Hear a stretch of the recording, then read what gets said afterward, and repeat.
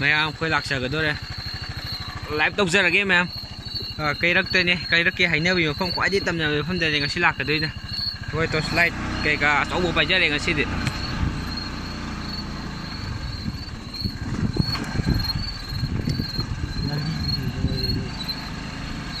Làm gì làm phết đi.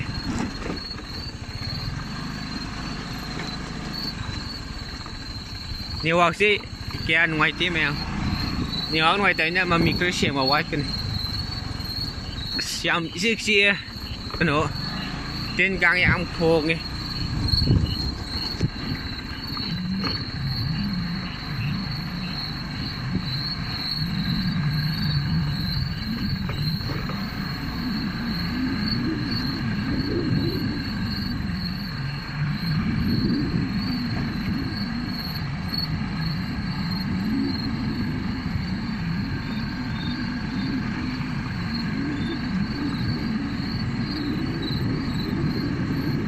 khai thường rất là bung giá yok sale hin nong yok sale gì isik sik kre kana amni kre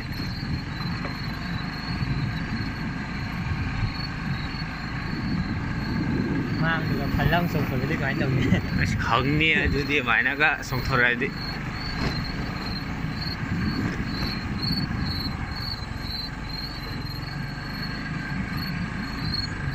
ông có một sinh ra kia quay lại phẩm gì cái đó kỳ hay nào phẩm gì này quay đến cái tầm nào phẩm mới đi mà ngay như sát từ gì cái gì đôi nhà sinh ở đây giờ mong gì kia nó ngày gì đi xây dù nhiều mong nghĩ nó ngoài tiền đôi nên lại tha cái này này hoặc khăn sao dùng được khăn gì đó đây mà làm đã hoàn những cái tông dầu đi nó đang mong người sống muốn tặng rồi mong người sống muốn tặng nào đi phải dày về đi tặng nào cho phần rồi đi quay hay về ấy đâu có thể là cái sống muốn cắt tặng rồi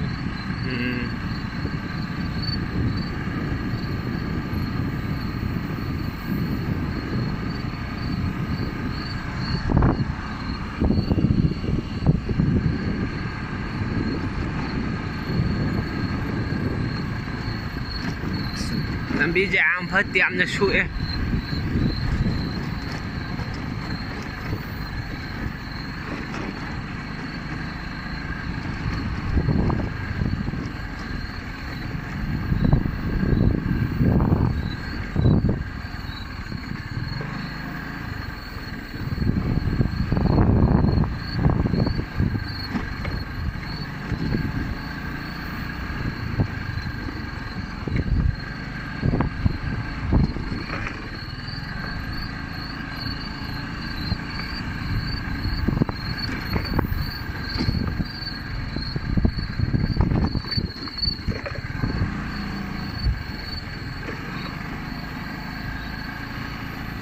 xem xuống xe liều thì mầm dân người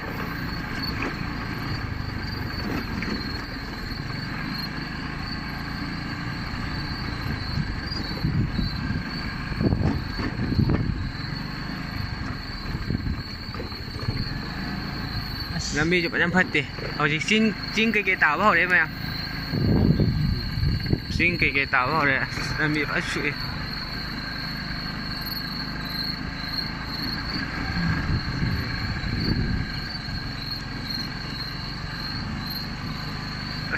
người sĩ đi sai cái đám đông tàu ấy số mà phẩm gì để khoe ông bốc chết rồi thì ta xem nó hay nhớ vì mà phẩm rồi nè ta xem nên mình kỳ nào vậy làm sự gì gì làm sức mà phẩm rồi người sĩ đi biết là cái đó mà đấy mà nếu hoặc chị nung ngoài tầm như này mà mình có xem với hành động của đó mà nếu ăn ngoài thì xin mà nung như thế nào hoặc sẽ tao quá kia nào tao quá ama đến cái gì làm gì tắt đi là cái nào sẽ tới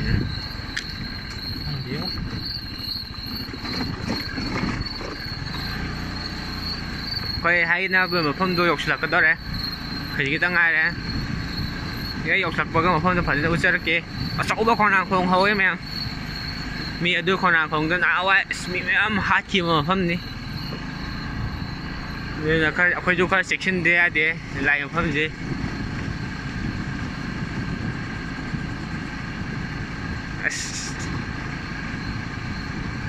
ꯌꯧꯁꯜꯂꯛꯀꯗꯣꯔꯦ ꯑꯩꯈꯣꯏꯅ ꯍꯥꯏ ꯃꯐꯝ ꯈꯣꯡꯅꯥꯡꯈꯣꯡꯗꯣ ꯈꯣꯡꯅꯥꯡꯈꯣꯡ ꯂꯩꯔꯦ ꯃꯌꯥꯝ ꯃꯃꯥꯡꯗ ꯂꯩꯔꯦ ꯇꯣ ꯑꯁꯤ ꯈꯣꯡꯅꯥꯡꯈꯣꯡꯁꯦ ꯁꯤ ꯍꯥꯏꯅꯕ ꯃꯐꯝꯅꯤ ꯃꯌꯥꯝ ꯍꯨꯏ ꯑꯃꯁꯨ ꯂꯩꯔꯦ ꯁꯤꯗꯩꯗ ꯁ꯭ꯋꯥꯏꯗ ꯍꯦꯛꯇ ꯈꯥꯝꯁꯤ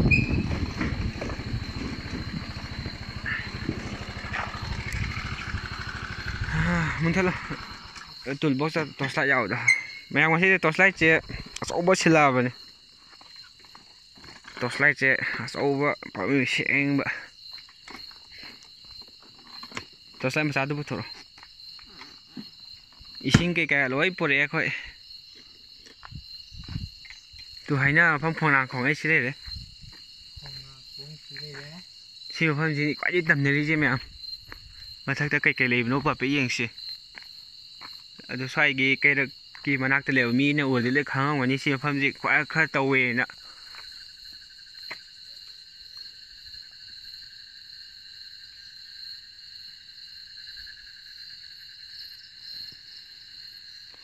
ꯁꯤ ꯃꯐꯝꯁꯤꯗꯅꯤ ꯅꯍꯥꯟꯋꯥꯏ ꯃꯤ ꯃꯌꯥꯝ ꯍꯥꯠꯈꯤꯕꯁꯦ ꯑꯍꯜ ꯑꯃꯅ ꯍꯥꯏꯕꯅꯤ ꯁꯤ ꯃꯐꯝꯁꯤ ꯃꯤ ꯌꯥꯝ ꯍꯥꯠꯈꯤ ꯈꯣꯠꯈꯤꯅ ꯌꯥꯝ ꯁꯣꯛꯑꯦ ꯆꯤꯛꯁꯤ ꯁ꯭ꯋꯥꯏꯁꯦ ꯑꯩꯈꯣꯏ ꯒꯥꯔꯤꯁꯤꯗ ꯈꯥꯝꯃꯦ ꯑꯃꯨꯛ ꯒꯥꯔꯤꯁꯦ ꯈꯤꯇꯪ ꯏꯟꯖꯟꯁꯤꯔ ꯁ꯭ꯋꯥꯏꯗ ꯂꯝꯕꯤ ꯃꯌꯥꯏ ꯑꯣꯏꯃꯟꯈ꯭ꯔꯦ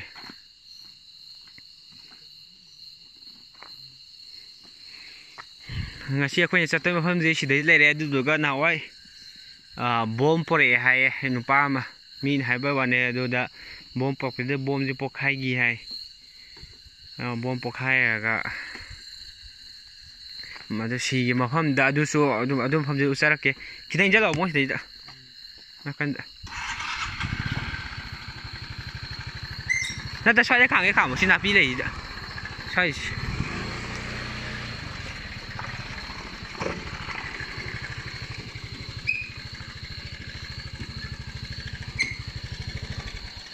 이거 소리는 잘람.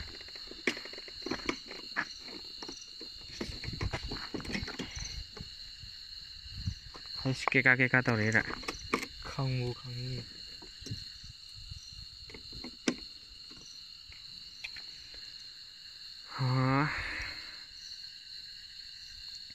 하베 콩을 잘라 ꯌꯦꯡꯁꯤ. ꯇꯨ ꯑꯁꯤꯗꯩꯁꯤ ꯃꯐꯝꯁꯤꯗꯅꯦꯕ ꯀꯩꯅꯣ ꯕꯣꯝꯅ ꯀꯛꯈꯤ ꯍꯥꯏꯕꯗꯣ. ꯇꯨ ꯁꯤꯗ ꯂꯩꯔꯤꯕ ꯆꯤꯡꯗꯨꯝꯁꯦ ꯍꯥꯏꯐꯦꯠ ꯆꯪꯁꯤꯟꯁꯤ ꯃꯌꯥꯝ. ꯁꯤꯗꯩꯗ ꯕꯣꯝꯅ ꯀꯛꯑꯒ ꯄꯥꯜꯂ ꯁꯤꯒꯦ. ꯇꯨ ꯁꯤ ꯂꯩꯔꯦ ꯆꯤꯡꯗꯨꯝꯁꯦ.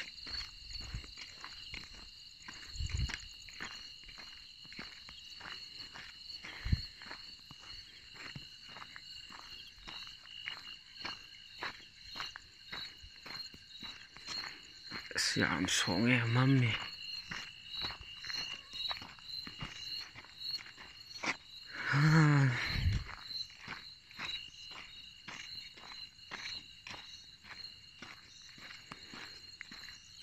ꯁꯤ ꯃꯐꯝꯁꯦ ꯈꯔ ꯍꯥꯏꯅꯕꯒꯤ ꯃꯐꯝꯗꯨꯅꯤ. ꯑꯩꯈꯣꯏ ꯂꯥꯛꯆꯔꯤꯕ ꯃꯐꯝꯁꯦ.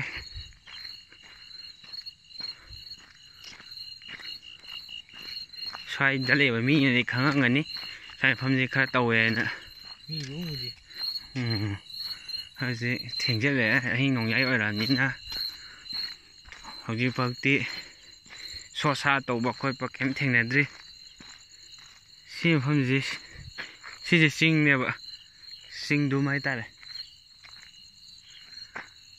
ꯆꯤꯡꯗꯨꯝ ꯑꯀꯛꯄꯤ.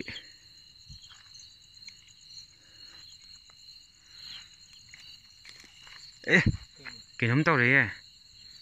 ꯁ꯭ꯋꯥꯏ ꯖꯒꯥꯁꯤꯗꯤ ꯀꯩꯅꯣꯝ ꯇꯧꯔꯦ. ꯈꯪꯗꯦ ꯑꯩꯁꯨ. ꯂꯥꯛꯑꯣ ꯑꯗꯨꯒ ꯁꯣꯝ ꯅꯥꯀꯟꯗ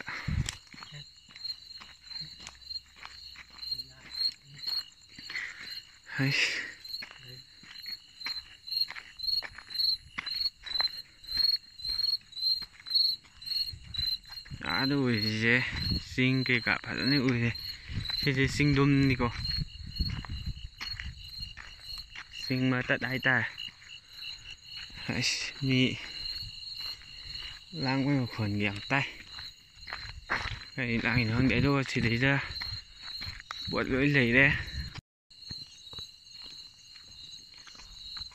ꯑꯩꯈꯣꯏ ꯒꯥꯔꯤꯗꯣ ꯑꯥꯗ ꯂꯩꯔꯦ ꯑꯥꯗ ꯂꯩꯔꯤꯁꯤꯅ ꯑꯩꯈꯣꯏ ꯒꯥꯔꯤꯗꯣ ꯂꯩꯔꯦ ꯁꯤ ꯈꯣꯡꯅꯥꯡꯁꯤ ꯌꯥꯝ ꯆꯥꯎꯗ꯭ꯔꯣ ꯇꯨ ꯁꯤ ꯈꯣꯡꯅꯥꯡꯈꯣꯡꯁꯤꯗꯅꯤ ꯍꯧꯖꯤꯛ ꯌꯥꯝ ꯇꯝꯅꯩ ꯃꯐꯝꯁꯦ ꯑꯩꯈꯣꯏ ꯉꯥꯏꯍꯥꯛ ꯉꯥꯏꯗꯣꯏꯅꯦ ꯇꯝꯅꯔꯛꯄ꯭ꯔꯥ ꯇꯝꯅꯔꯛꯇꯕ꯭ꯔꯥꯅ ꯉꯥꯏꯔ ꯂꯩꯗꯣꯏꯅꯦ ꯑꯩꯈꯣꯏ ꯍꯧꯖꯤꯛ ꯁꯤ ꯈꯣꯡꯅꯥꯡꯈꯣꯡꯁꯦ ꯌꯥꯝ ꯆꯥꯎꯕ ꯈꯣꯡꯅꯥꯡꯈꯣꯡꯅꯤ ꯁꯤ ꯈꯣꯡꯅꯥꯡꯈꯣꯡꯁꯦ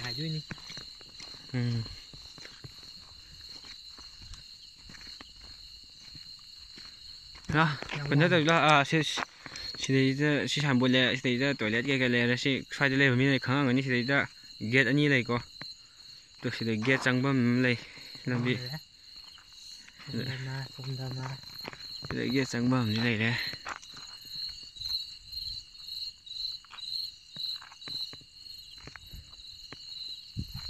ꯍꯜꯂꯣ ꯑꯗꯨꯗꯨꯒ ꯁꯤꯗꯩꯗ ꯑꯁꯣꯝ ꯅꯥꯀꯟꯒꯤ ꯆꯤꯡ ꯑꯃꯁꯨ ꯂꯩ ꯁꯤꯗ ꯍꯥꯏꯐꯦꯠ ꯆꯠꯂ ꯌꯦꯡꯁꯤ ꯁꯤ ꯃꯐꯝꯁꯤ ꯉꯁꯥꯏꯒꯤ ꯑꯩꯈꯣꯏꯅ ꯍꯥꯏꯕ ꯕꯣꯝꯅ ꯄꯥꯜꯂ ꯁꯤꯒꯦ ꯍꯥꯏꯕ ꯃꯤ ꯃꯐꯝꯗꯣ ꯍꯥꯏꯐꯦꯠ ꯆꯠꯁꯤ ꯆꯤꯡ ꯃꯅꯥꯛꯀꯤꯁꯤꯗ ꯁꯤꯗꯩꯗ ꯃꯤꯒꯤ ꯇꯧꯕ ꯈꯣꯠꯄ ꯀꯩꯀꯩ ꯂꯣꯏ ꯂꯩꯔꯦ ꯁꯣꯁꯥꯠ ꯂꯧꯔꯛꯏꯍꯦ ꯁꯤꯗꯩꯁꯤ ꯂꯝꯕꯤ ꯑꯅꯤ ꯐꯥꯡꯉꯦ ꯂꯝꯕꯤ ꯑꯅꯤ ꯐꯥꯡꯁꯦ ꯀꯔꯣꯝ ꯅꯥꯀꯟꯗ ꯆꯠꯇꯣꯏꯅꯣ ꯂꯝꯕꯤ ꯑꯅꯤ ꯐꯥꯡꯉꯦ ꯑꯗꯣ ꯁꯣꯝꯗ ꯑꯣꯏꯔꯣꯝꯒꯤꯗ ꯑꯣꯏꯅ ꯆꯠꯂꯒꯦ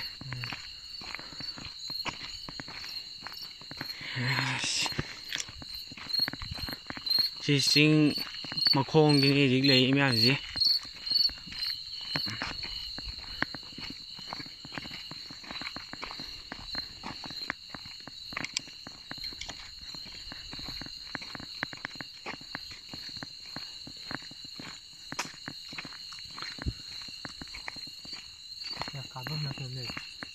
ꯁꯤꯗ ꯀꯥꯐꯝ ꯃꯥꯟꯕ ꯑꯃꯁꯨ ꯂꯩ ꯁꯤ ꯀꯥꯕꯗꯤ ꯌꯥꯔꯣꯏ ꯌꯥꯝ ꯉꯝꯃꯦꯕ ꯁꯤ ꯃꯐꯝꯁꯦ ꯍꯧꯖꯤꯛ ꯐꯥꯎꯗꯤ ꯀꯩꯁꯨ ꯇꯝꯅꯕꯒꯤ ꯁꯤꯟꯐꯝ ꯀꯩꯝ ꯎꯗ꯭ꯔꯤ ꯏꯁꯥꯗ ꯐꯥꯎꯗ꯭ꯔꯤ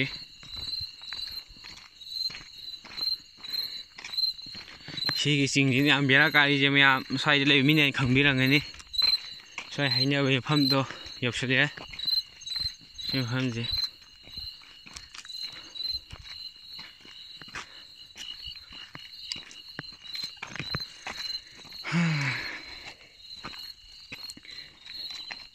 ꯇꯣꯔꯆ ꯂꯥꯏꯠꯁꯦ ꯌꯥꯝ ꯉꯥꯟꯕ ꯄꯨꯖꯔꯛꯑꯕꯅꯤ ꯉꯁꯤꯗꯤ ꯇꯣꯔꯆ ꯂꯥꯏꯠ ꯑꯅꯤ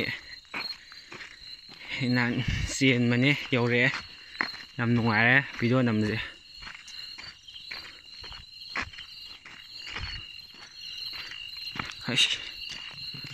ꯁ꯭ꯋꯥꯏꯁꯤꯗꯤ ꯌꯥꯝꯅ ꯏꯀꯣꯛ ꯀꯣꯏ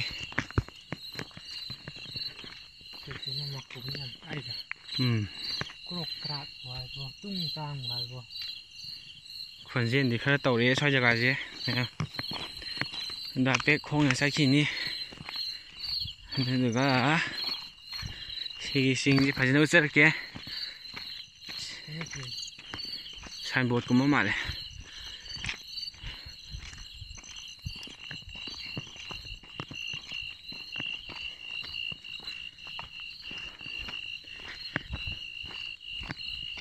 ꯚꯤꯗꯤꯑꯣ ꯂꯧꯕ ꯍꯨꯔꯥꯟꯕꯅꯦ ꯑꯃꯨꯛ ꯈꯨꯠꯂꯣꯏꯗꯕ ꯍꯣꯏ ꯁꯣꯡꯕ ꯍꯧꯖꯤꯜꯂꯛꯑꯦ ꯁ꯭ꯋꯥꯏꯗꯗꯤ ꯇꯁꯦꯡꯅ ꯁꯣꯡꯖꯜꯂꯛꯑꯦ ꯁ꯭ꯋꯥꯏ ꯖꯒꯥꯗ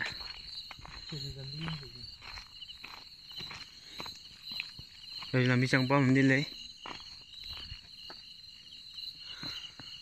ꯍꯥꯏꯐꯦꯠ ꯆꯤꯡꯁꯦ ꯂꯣꯏ ꯇꯦꯝꯊꯣꯛꯑꯦ ꯇꯧꯔꯤꯁꯦ ꯁꯣꯝ ꯅꯥꯀꯟꯗ ꯂꯝꯕꯤ ꯃꯆꯥ ꯑꯃ ꯆꯪꯐꯝ ꯂꯩ ꯋꯥꯌꯔ ꯀꯩꯀꯩꯁꯤ ꯂꯩꯔꯦ ꯂꯥꯛꯑꯣ ꯑꯁ ꯐꯖꯅ ꯇꯧꯔꯦ ꯐꯖꯅ ꯁꯣꯡꯉꯦ ꯁꯤꯗꯤ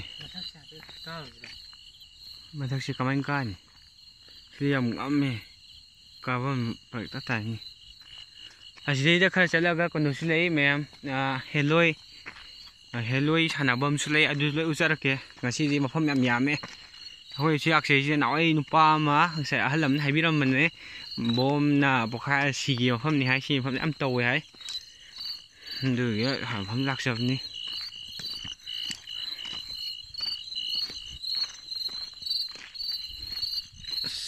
ꯆꯤꯛ ꯆꯤꯛ ꯆꯤꯛ ꯆꯤꯛ ꯇꯤꯟ ꯀꯥꯡ ꯃꯌꯥꯝ ꯈꯣꯡꯉꯦ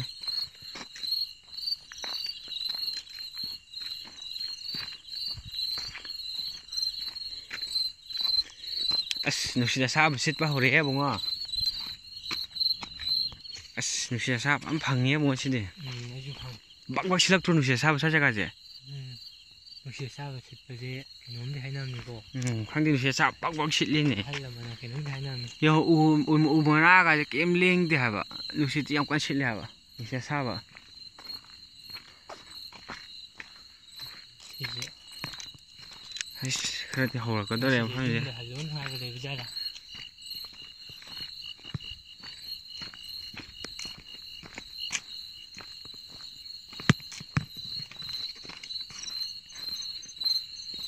ꯆꯤꯡꯁꯦ ꯐꯔꯛꯇꯤ ꯈꯔ ꯇꯥꯏꯍꯦ ꯁꯤ ꯃꯐꯝꯁꯦ ꯕꯦꯔꯥ ꯀꯥꯕ ꯃꯐꯝꯅꯤ ꯃꯇꯨꯡ ꯃꯅꯥꯎ ꯁ꯭ꯋꯥꯏꯗ ꯑꯊꯦꯡꯕ ꯃꯐꯝꯗ ꯂꯥꯛꯄꯤꯒꯅꯨꯀꯣ ꯃꯌꯥꯝꯗ ꯔꯤꯀ꯭ꯋꯦꯁ ꯇꯧꯖꯔꯤ ꯃꯁꯤ ꯃꯐꯝꯁꯦ ꯈꯔ ꯇꯧꯋꯦ ꯅꯨꯡꯁꯤꯠ ꯑꯁꯥꯕ ꯁꯤꯠꯇꯅ ꯈꯣꯠꯇꯅ ꯈꯔ ꯁꯥꯈꯤꯅꯥ ꯈꯒꯦ ꯏꯁꯥꯗ ꯈꯨꯗꯝ ꯆꯥꯡꯌꯦꯡ ꯈꯔ ꯄꯤꯕ ꯍꯧꯔꯛꯑꯦ ꯁꯤ ꯃꯐꯝꯁꯦ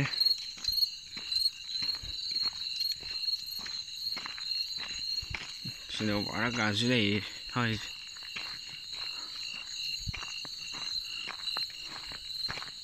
ꯑꯩꯈꯣꯏ ꯑꯃꯨꯛ ꯂꯥꯛꯆꯔꯦ ꯁꯤꯗꯒꯤ ꯑꯃꯨꯛ ꯈꯔ ꯆꯠꯂꯒ ꯍꯦꯂꯣꯏ ꯇꯝꯅꯕ ꯃꯐꯝ ꯂꯩ ꯑꯗꯨ ꯃꯐꯝꯗꯣ ꯑꯃꯨꯛ ꯆꯠꯔꯛꯀꯦ ꯍꯦꯂꯣꯏ ꯌꯥꯝ ꯇꯝꯅꯕ ꯌꯥꯝꯅ ꯁꯨꯛꯄ ꯖꯒꯥ ꯑꯗꯨꯗꯤ ꯄꯨꯔꯥ ꯍꯥꯕꯨꯡꯅꯤ ꯌꯥꯝ ꯁꯨꯛꯑꯦ ꯑꯗꯨꯁꯨ ꯃꯌꯦꯛ ꯁꯦꯡꯅ ꯑꯗꯨꯝ ꯆꯠꯔꯛꯀꯦ ꯃꯌꯥꯝꯅ ꯌꯦꯡꯕꯤꯌꯨ ꯑꯩꯈꯣꯏ ꯉꯁꯥꯏꯒꯤ ꯈꯣꯡꯅꯥꯡꯈꯣꯡꯗꯣ ꯌꯧꯁꯟꯖꯔꯦ ꯁꯤ ꯈꯣꯡꯅꯥꯡꯈꯣꯡꯁꯦ ꯍꯦꯛꯇ ꯑꯩꯈꯣꯏ ꯒꯥꯔꯤꯗꯣ ꯁꯤꯗ ꯂꯩꯖꯔꯦ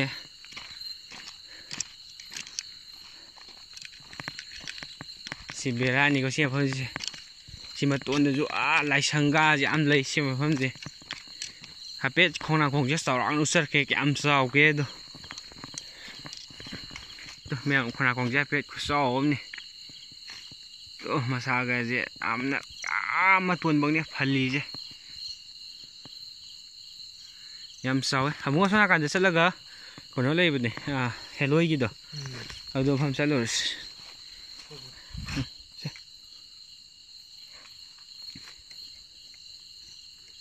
ꯄꯤꯀꯥꯎ ꯍꯥꯞꯆꯤꯜꯂꯣ ꯅꯪꯒꯤ ꯇꯣꯁ ꯂꯥꯏꯠꯇꯨꯅ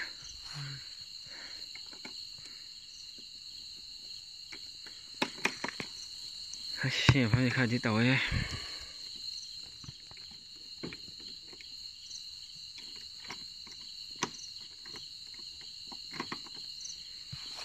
ꯌꯥꯗ꯭ꯔꯕ ꯒꯥꯔꯤ ꯍꯥꯡꯗꯣꯛꯄ ꯑꯣ ꯌꯥꯏ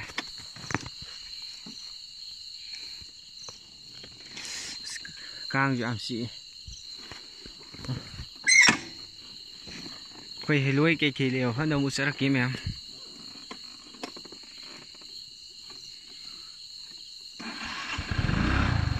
ꯑꯩꯈꯣꯏ ꯊꯧꯕ ꯍꯧꯒꯗꯧꯔꯦ ꯍꯧꯖꯤꯛ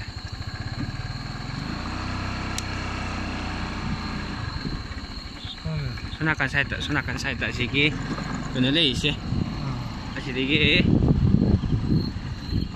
ꯒꯦꯠ ꯍꯥꯏꯇꯥꯔꯦ ꯁꯤ ꯒꯦꯠ ꯂꯥꯟꯖꯟꯗꯣꯏꯅꯤꯀꯣ ꯁꯤꯗ ꯒꯦꯠ ꯂꯩꯅꯤ ꯂꯩ ꯁꯤ ꯂꯥꯟꯖꯜꯂꯛꯑꯦ ꯍꯧꯖꯤꯜꯂꯣ ꯑꯁꯤꯒꯤ ꯍꯦꯂꯣꯏ ꯂꯩꯐꯝ ꯖꯒꯥꯁꯦ ꯃꯤꯗꯤ ꯌꯥꯝ ꯂꯩꯕꯅꯦ ꯀꯣꯏꯆꯠ ꯆꯠꯂꯒ ꯑꯗꯣ ꯃꯣꯏ ꯑꯍꯩ ꯅꯣꯡꯊꯥꯏ ꯀꯩꯀꯩꯗ ꯃꯤꯗꯣ ꯁꯪꯗꯤ ꯁꯪꯕꯅꯦ ꯑꯗꯨ ꯌꯦꯡꯁꯦ ꯊꯦꯡꯅꯕ꯭ꯔꯥ ꯊꯦꯡꯅꯗꯕ꯭ꯔꯥ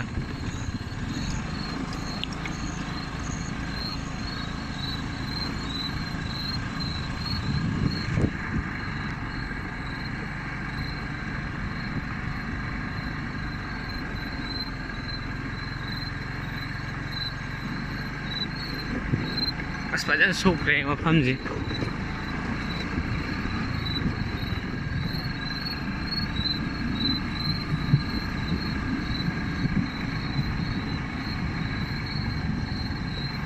खरा वाले वो खरा था वो है इधर आप हापुंगम ले रंगने अब आते हैं हम दुनिया में लो याम तम नहीं है जी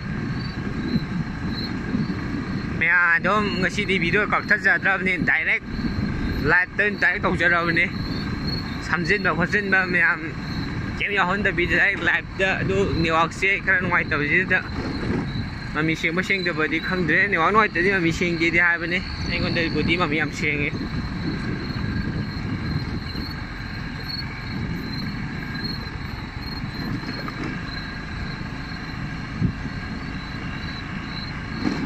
ตัวสิได้หลายช่างน้ำเลยนี่อ๋อหลายช่างเดี๋ยวต้องทอกันอีกหลายช่างเดี๋ยวผมจะวุ้นแก้ไม่อะไรจ้ะอาชีพมาบ้างอีกน้ำเลยจะสิหลายช่างนี้ ꯑꯩꯁꯦ ꯐꯖꯅ ꯎꯠꯆꯔꯛꯀꯦ ꯃꯌꯥꯝꯗ. ꯁꯤꯗ ꯂꯩꯔꯦ ꯂꯥꯏꯁꯪ. ꯃꯌꯥꯝꯁꯨ ꯃꯌꯦꯛ ꯁꯦꯡꯅ ꯎꯕꯤꯔꯝꯃꯅꯤ. ꯁꯤꯗ ꯂꯥꯏꯁꯪ ꯑꯃ ꯂꯩꯔꯦ. ꯁꯤ ꯎ ꯀꯩ ꯎꯅꯣ ꯈꯪꯗꯦ. ꯂꯥꯏꯁꯪꯁꯤꯗ ꯂꯩꯖꯔꯦ ꯃꯌꯥꯝ. ꯁꯤꯗ ꯎꯒꯁꯦ ꯑꯁ ꯑꯆꯧ ꯑꯆꯧꯕ ꯐꯖꯅ ꯍꯧꯔ ꯂꯩ. ꯌꯥꯝ ꯁꯤ ꯃꯐꯝꯁꯦ ꯑꯊꯦꯡꯕ ꯑꯃꯗ ꯆꯠꯄꯗ ꯈꯔ ꯈꯨꯗꯣꯡꯊꯤꯕ ꯅꯪꯒꯅꯤ. ꯃꯌꯥꯝ ꯆꯠꯄꯤꯒꯅꯨ. ꯑꯩꯈꯣꯏꯗꯤ ꯃꯌꯥꯝꯁꯨ ꯎꯍꯟꯅꯤꯡꯕꯒꯤ ꯑꯩꯈꯣꯏꯅ ꯆꯠꯆꯕꯅꯤ. ꯃꯌꯥꯝꯒꯤꯗꯃꯛꯇ ꯑꯩꯈꯣꯏꯅ ꯁꯦꯕꯥ ꯇꯧꯖꯕꯅꯤ ꯑꯩꯈꯣꯏꯒꯤꯗꯤ. ꯑꯗꯨ ꯊꯑꯣꯏꯅ ꯃꯔꯝ ꯂꯩꯇꯅ ꯆꯠꯄꯤꯒꯅꯨ. ꯍꯥꯕꯨꯡ ꯁꯤ ꯂꯩꯔꯦ ꯑꯃꯨꯛ. ꯒꯥꯔꯤꯗ ꯁ꯭ꯋꯥꯏꯗ ꯈꯥꯝ. ꯑꯁꯤ ꯑꯁꯤꯗ ꯂꯩꯔꯤꯕ ꯍꯥꯕꯨꯡ ꯑꯃ ꯂꯩ. ꯁꯤꯗꯩꯗ ꯑꯁꯤꯒꯤ ꯍꯥꯕꯨꯡꯁꯦ ꯑꯁꯤ ꯍꯦꯂꯣꯏ ꯈꯔ ꯆꯪꯕ ꯃꯐꯝꯅꯤ. ꯁꯤꯗꯩꯗ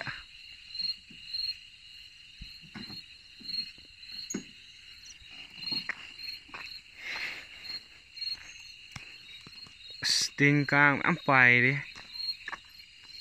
ꯍꯥꯏꯐꯦꯠ ꯑꯁꯤꯁꯦ ꯍꯥꯕꯨꯡꯅꯤ ꯑꯩꯈꯣꯏꯅ ꯆꯪꯗꯣꯏ ꯃꯐꯝꯁꯦ. ꯁꯣ ꯍꯥꯏꯐꯦꯠ ꯂꯣꯟꯁꯤꯜꯂꯝꯃꯣ ꯒꯥꯔꯤ ꯁꯣ.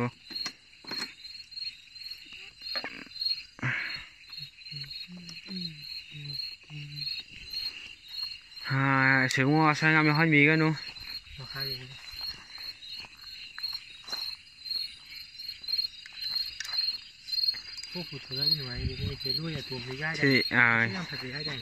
ꯑꯁ ꯌꯥꯝ ꯁꯨꯛꯄ ꯍꯧꯔꯦꯀꯣ ꯃꯌꯥꯝ. ꯈꯔ ꯆꯦꯛꯁꯤꯟꯅ ꯆꯠꯁꯤ. ꯑꯁ ꯐꯖꯅ ꯁꯨꯛꯑꯦ ꯁꯤꯗꯤ.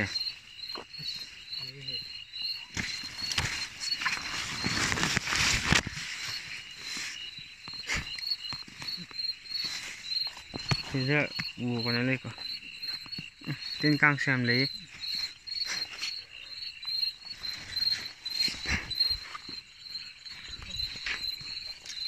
ꯐꯖꯅ ꯁꯨꯛꯑꯦ ꯁꯤ ꯃꯐꯝꯁꯦ. ꯁꯤꯗ ꯇꯨꯔꯦꯟꯒꯁꯨ ꯇꯥꯏ. ꯁꯤ ꯍꯥꯕꯨꯡꯁꯤꯅꯤꯀꯣ ꯍꯦꯂꯣꯏ ꯁꯥꯟꯅꯐꯝ ꯍꯥꯏꯁꯦ.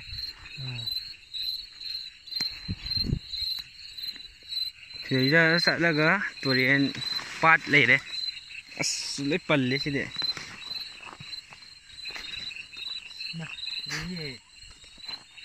ꯂꯥꯛꯑꯣ ꯂꯥꯛꯑꯣ.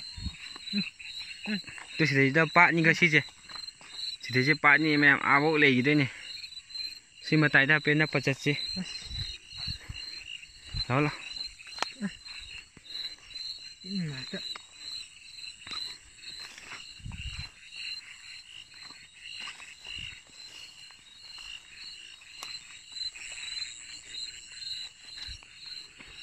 ꯁꯤꯒꯤ ꯍꯥꯕꯨꯡꯁꯤꯅꯦꯕ ꯌꯥꯝꯅ ꯀꯩꯅꯣ ꯇꯧꯔꯤꯁꯦ. ꯃꯊꯛꯇꯒ ꯉꯁꯤꯗꯤ ꯊꯥꯒꯁꯦ ꯑꯁ ꯇꯤꯟ ꯉꯥꯛꯇ. ꯑꯩꯈꯣꯏꯅ ꯆꯠꯂꯤ ꯃꯐꯝꯁꯦ ꯇꯧꯍꯩꯕ ꯇꯧꯍꯩꯗꯕ꯭ꯔꯥ ꯑꯩꯈꯣꯏ ꯏꯁꯥꯅ ꯈꯪꯖꯗꯦ. ꯑꯗꯣ ꯑꯍꯜꯉꯩꯅ ꯁꯤ ꯃꯐꯝꯁꯦ ꯍꯦꯂꯣꯏ ꯌꯥꯝ ꯇꯝꯅꯩ ꯍꯥꯏꯕꯗꯨꯗ ꯑꯩꯈꯣꯏꯅ ꯃꯌꯥꯝꯁꯨ ꯆꯠꯅꯤꯡꯃꯟꯗꯅ ꯃꯐꯝꯁꯦ ꯂꯥꯛꯆꯕꯅꯤ. ꯑꯩꯈꯣꯏꯒꯤꯁꯨ ꯀꯩꯝ ꯈꯪꯕ ꯅꯠꯇꯦ. ꯇꯥꯔꯝꯕ ꯑꯩꯈꯣꯏ ꯍꯩꯕ ꯅꯠꯇꯦ. ꯑꯩꯈꯣꯏꯗꯤ ꯆꯨꯝꯅꯩ ꯆꯠꯆꯕꯅꯤ. ꯑꯁ ꯁꯤ ꯃꯐꯝꯁꯦ ꯈꯔ ꯅꯥꯟꯅꯤꯀꯣ.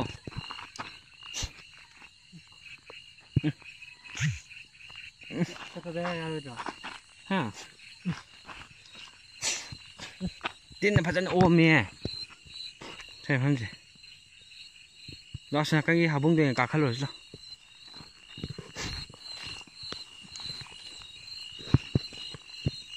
ꯑꯁ ꯃꯌꯥꯝ ꯁꯤ ꯃꯐꯝꯁꯦ ꯊꯑꯣꯏꯅ ꯂꯥꯛꯄꯕ ꯌꯥꯕ ꯃꯐꯝ ꯅꯠꯇꯦ. ꯑꯩꯈꯣꯏꯗꯤ ꯃꯌꯥꯝꯒꯤꯗ ꯎꯠꯆꯅꯤꯡꯗꯅ ꯑꯩꯈꯣꯏ ꯂꯥꯛꯆꯕꯅꯤ.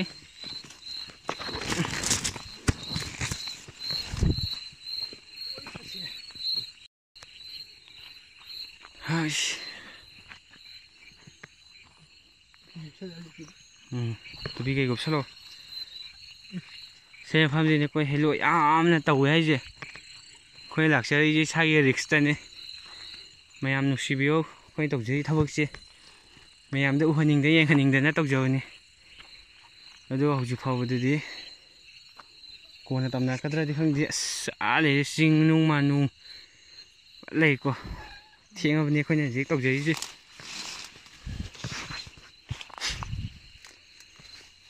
ꯂꯤꯟꯒꯥꯡ ꯀꯩꯀꯩꯁꯨ ꯍꯥꯏꯐꯦꯠ ꯌꯦꯡꯉꯣ.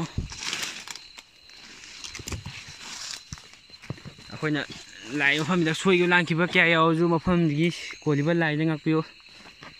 ꯀꯩꯀꯩꯅꯣ ꯅꯨꯡ ꯀꯩꯀꯥ ꯃꯌꯥꯝ ꯇꯥꯏꯌꯦ. Simen cái làm mấy chứ mà.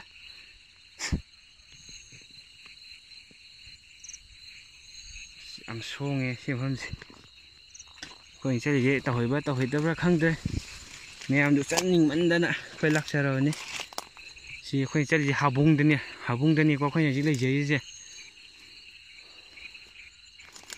Chỉ hà bung đây nè coi nhà chỉ là giấy xe.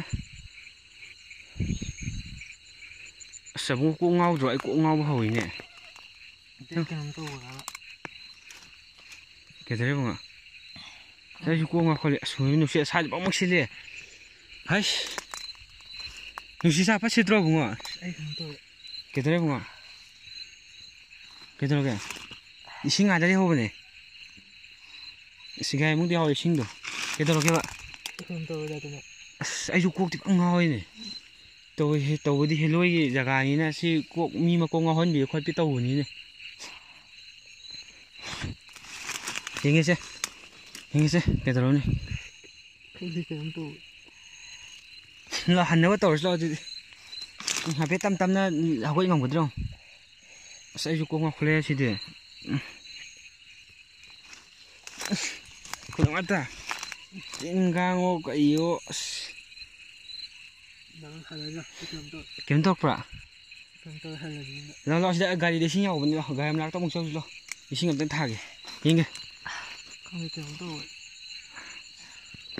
Ai chụp cuộc tình ơi lo, xoay phong được sang bè mẹ em, chim phong được sang bí còn cô, xí lôi nhiều phong dễ, xí ta xem là tàu cô, cuộc ta gặp chẳng phản lệ.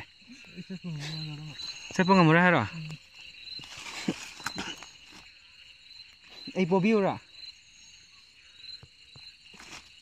Thì có mấy tên rồi? Sừng ngà tăng lệ của ấy.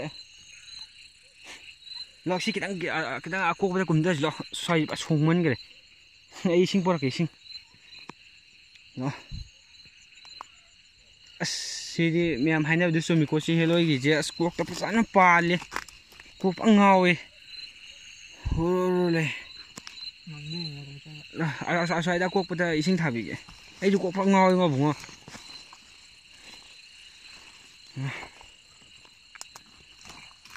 Tâm túi đi, anh mang thải, tâm lao cọ túi đi.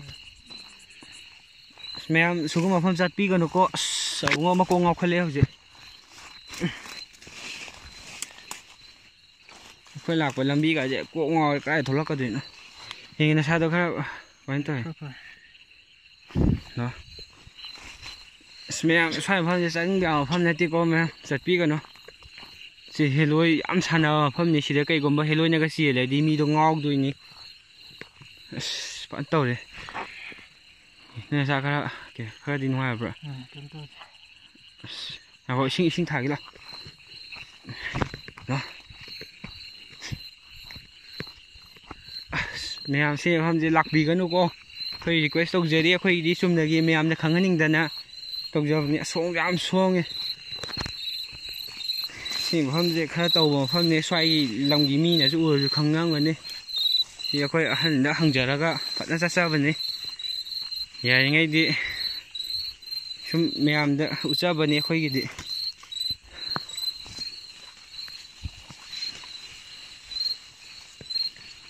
span xuống này thì coi chơi hà bung ở vấn đi có hà bung đây này coi nhà sang ngồi gì rồi sang ngồi vào đây xa đây âm nhục sinh ta sao xịt là cả cuộc tay yak phá lên, nó bung mà cô ngao lên tàu đấy để xin cái thà vì kia, sao ăn cái tuồng,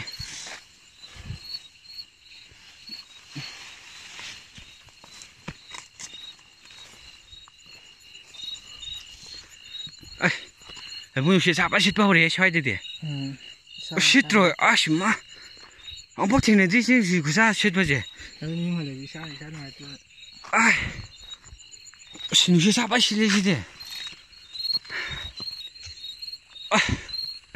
Lo, nó xí sao bác cuối xí đi biết ra nhỉ? Nên cái số bài bả? Nên cái số đâm tập rồi, ý cái cô cái xí cái số cái đâu à? Không có cái đó à? Không có, anh đúng rồi.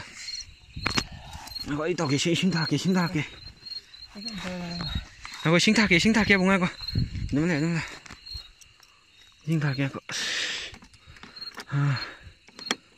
Mèo gì sang biro nó có Nhàm bế ra nè Gái chứ tàn ra gì đã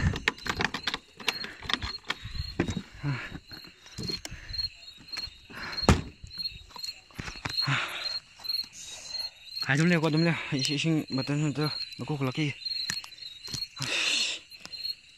Phải tìm có mèo xin muốn sát bèo mà không tiện Phải không tao cái đâu gì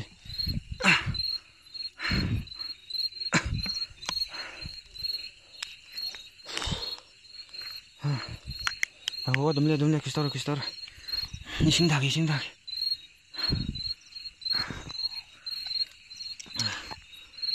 đấm lên xin cái chân kìa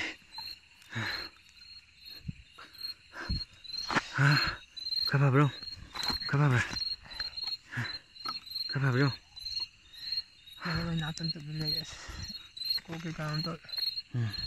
Phải liều qua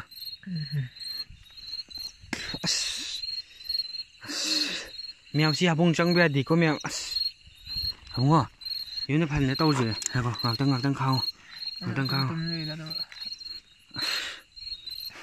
nó qua khăn ngắm mình mất cái đó ghiền ta bra cái mấy tuổi nó cuộc tuổi nó sao đó ngao bra cái năm tuổi uống rồi thầu thì chỉ là không sang bây giờ ai junior bảo chạy anh quan đã hàn được bản lý chứ cuộc tự trắng là cái hội sinh của tăng thà cái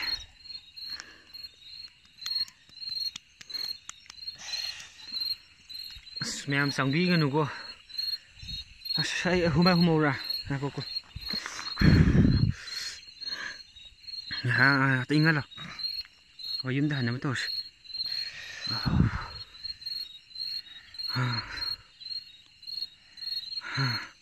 바로 게임 관찰로 누구 시대기 와칸이 건 스토키 속담 누가 있디암나 사무원에 사람 범죄 낙배암나 띠 세세세 기다려 마땅부터 아이저 꼭대 양 빨래 뭐 사이 상황 보이도 기다려 ai bé sầu gật bí kìa ai bé sầu gật bí kìa còn nó tôi nó hiệp trên mà khai hiệp bên ngoài thì ngã tăng phong của tăng nhàn tàn mà không cái tăng nhàn tàn phong của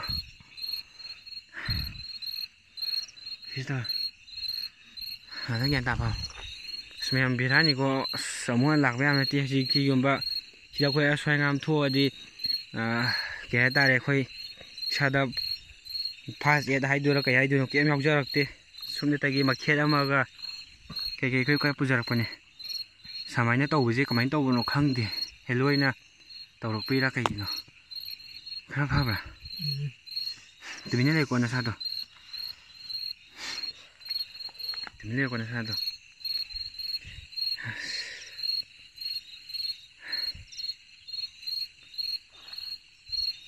mẹ mua này rất béo hôm nay thì chị ăn nè còn tôi rồi khơi hành nữa bắt đầu cái chị sinh hoạt trong cái làng thổ mới này lại thả đồ mà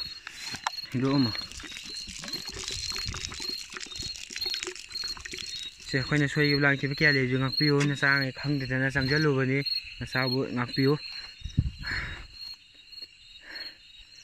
cái story ngang tăng phải lên liao cái story ngoài tiang semuanya terus kena taja dia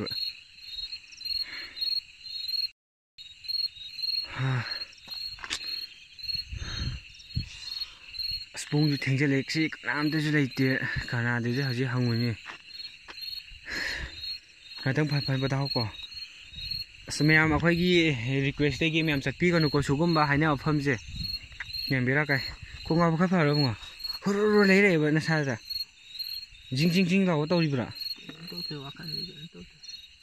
khi tàu vào khăn ai vô sai chẳng quay được sai đấy yang pa lệ vào cuộc ta mà tôi muốn học chặt bia vậy nè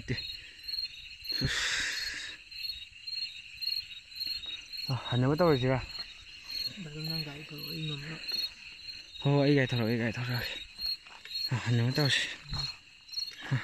mèo xuống một phong giờ muốn sạch pi rồi cái nó mèo ẩm phát tao vào phong này hainabdo chumme phajana la camera pai ngamgadra phajana tong kholo story kyang phanjalo na gimda phaja hangas kyan tana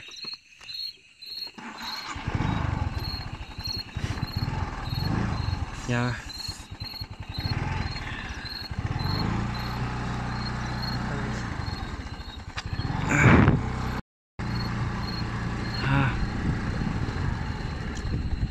mẹ xem phim giống lạc quý mà phim này tí cô mẹ biết ai giống cái xem phim gì nên là sao cái sâu đâu mà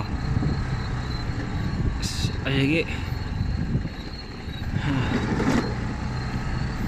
cái xe cái bên xe lại sang lấy gì vậy ta bên lại khom thô mà hay sang đây bị làm nó sai gì cái bên khom thô mà sẽ để hoa khăn đó khơi nhà tàu người ta xoay cái lan kia cái này ngọc phi rồi nè bên khom thô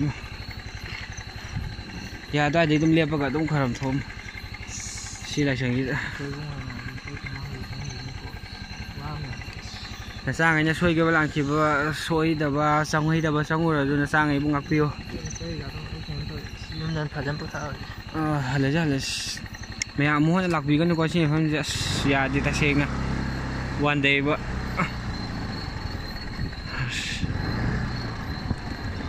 mua nó lạc béo mà không nên tim mẹ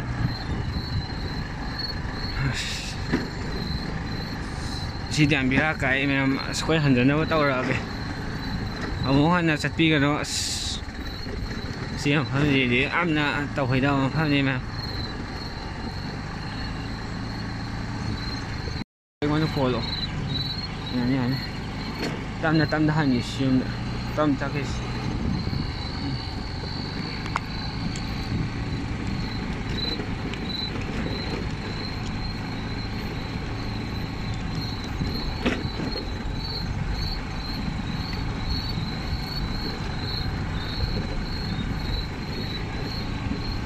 Segi khara chala ga siam tamnawa jaga ma sulei me ma do ngasi je nambo je farak ta ba dok sumale abungo je ma masa je ngasi de no maitre ha me a kai hanjare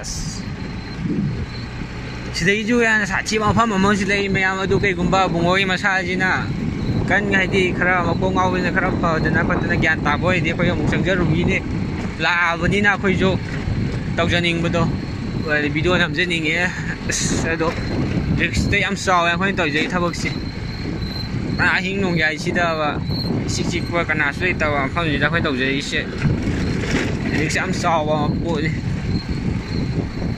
tiên gang này em khong xí cái này em là suy em phải lại không gì mi cái nào cũng chặt qua cái đăng người ta cái xí không sang qua mi em làm nó tao vào phẩm này ai đi yum tao phong đi ăn lạp thô rắc bớt mẹ quay tàu dây thao bốc xe sao thì chạm sau dây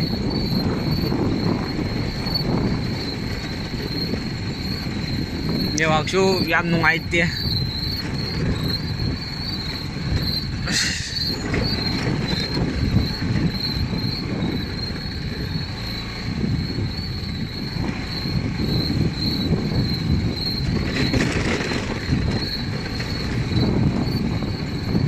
em không cho tôi đã bị cái em lấy nhắm na sao đi đấy tôi là đi mi đi ngao đuổi và adu cũng vừa va cho em lấy làm section video lại tin gì thay cho đâu tàu vì cái nó quay cho lại tin của kỳ giờ đó nào xịt đó tàu giàu nó sẽ đi quay đi mấy ông đi đâu mà video sẽ hoàn ngay tàu giàu vậy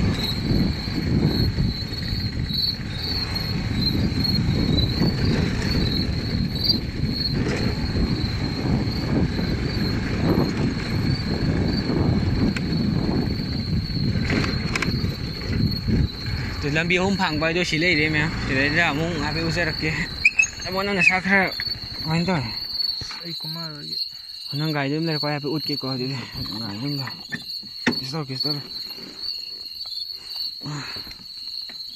mà đi gài đang ngạc bỏ thai là cái anh nhậu chết là cái mà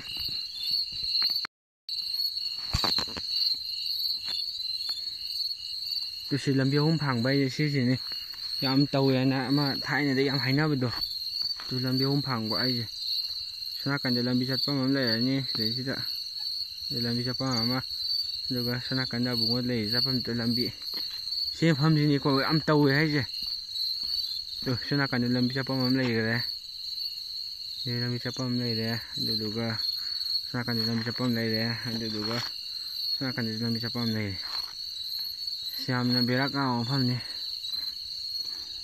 ꯁꯤꯗꯩ ꯆꯤꯡ ꯃꯅꯨꯡ ꯀꯩꯀꯩ ꯁꯤꯗꯩꯗ two ꯃꯤ ꯆꯪꯒꯅꯣꯅ ꯁꯤꯗꯩꯁꯨ ꯂꯩꯖꯔꯝꯃꯤꯁꯦ ꯁꯤꯗ ꯃꯤ ꯆꯪꯕ ꯌꯥꯗꯦꯕ ꯁꯤꯗꯩꯁꯨ ꯃꯣꯏꯅ ꯈꯥꯖꯤꯜꯂꯤꯁꯦ ꯁꯝꯕꯟꯅ two ꯑꯁꯤ ꯃꯃꯥꯡꯒꯤꯗꯁꯨ ꯎ ꯀꯩꯀꯩ ꯈꯥꯖꯤꯜꯂꯤꯁꯦ ꯁꯤ ꯃꯐꯝꯁꯦ ꯌꯥꯝ ꯇꯧꯋꯦ ꯁꯤꯗ ꯆꯪꯕ ꯌꯥꯗꯦ ꯍꯥꯏꯕꯅꯤ ꯑꯗꯨ ꯍꯥꯏꯐꯦꯠ ꯆꯪꯖꯒꯦ ꯁꯣꯏꯈꯤꯕ ꯂꯥꯡꯈꯤꯕ ꯀꯌꯥ ꯂꯩꯁꯦ ꯉꯥꯛꯄꯤꯌꯨꯀꯣ ꯅꯆꯥꯅ ꯈꯪꯗꯅ ꯆꯪꯁꯤꯟꯖꯕꯅꯤ ꯇꯨ ꯑꯁ ꯁꯤꯗ ꯂꯩꯔꯤꯁꯦ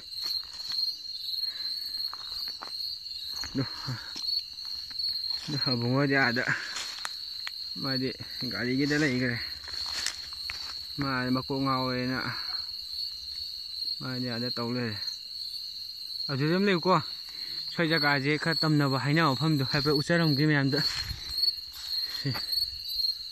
याम बेरानी को सी मपाजे याम बेरा का मफमने मयाम याम सेक्शन चटपियो अखोइजो किछु खंगजाबने चदे दो मयामदो चानिंगदा तौजाबने तुहै दबी का याम लेको सोय जगह जे सी मीना खंगदना लोइ समन खाजले चटपिया मफम नतेको सी मफमजे सी थोक्सरागे सी समने कानथोरागे नसाने सुइगे लांखिबा केलेजु नसाउ ngakpiu होय कने नान थोक्सरे मीना संगुना मफमदगी हाबे मयाम दु चबने समाय तौबनेना इमो नसा खर नुंगारबो बखो समोन चटपिया मफम नतेको साइ हेले मफम दो स्का तो युमदा हलजिरा होय अखोय जे युमदा हनबो तौजरागे मया मयाम वीडियो जे स्वाइ लोसनबो तौरागे अखोय युमदा हनजरागे अस इसाइगी खोनाखोंग तौबा मी याम हाखि मफम हेलोय तौ मफम दो संगबिगनो नुसे साबा याम सेटना अबुंगजे वांदरुरबनी को nga gyan maangurane ising thadana khotana tawwa khara phagre Amo चटपे मफम नते से युमदे लेगा अमकुजो माइ जे खुगी मा बाबा दा हारगा माइ मथौ मंगम तौथोगा फजन लाइ खम तोक्ते यारो सेवना कन चटपम ले यामना साथी मफम गातिनी सी कैरो किसिंग हाइ जे दुम यामना जु खंगनारा मफम ने अखोय हनबो तौ जे म्याम नुसिबदुना अखोयगी चैनल जे लाइक सब्सक्राइब तौबिरमो अखोय तौजे जे म्यामगी ने सेजिदा अखोयना किछु खंगजरागा आम हजरा तौजबने से दे म्यामना अहन लमना तमने हाइबगे कोइ चचबनी म्याम खोइ नुसिबियो खोइ चैनल जे सपोर्ट तौबियो म्याम खोइ युमदा हनबो तौरगे अखोयगी अनो वीडियो यावरगदि एगी जे सब्सक्राइब तौदबा यावे सब्सक्राइब तौबिरमो ए चैनल जे पुलिंग थगतबियो सनबो तौस खोइ सनबो तौरनी पे पाइबिरो साइ मतेक चबगा नमगा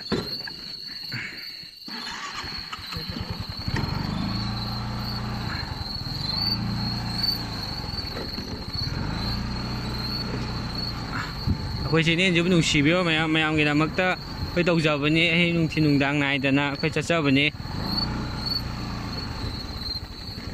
अखोयदा सोइगेबा लांखिबा यावरसु मयामना ngakpiyo खोइ चंगहेदा मफम अखोय उसितना थवइदना चंगजाबना चदे अमको निसिंगजगे अखोय अनोबा वीडियो यावरगदि सब्सक्राइब तौबिरमो अदु ngasigi मतासि लोसलगे अखोय खितंग युमदा थुना हन्नबो तौरगे अबुंगो से मा मसा यादबदगी युमदा खरा थुना हल्लगा मसागी तौबम थोकबा अखोयगी मा बाबादा पाउ तमा तौजरगे ngasiगी थैंक यू मैम।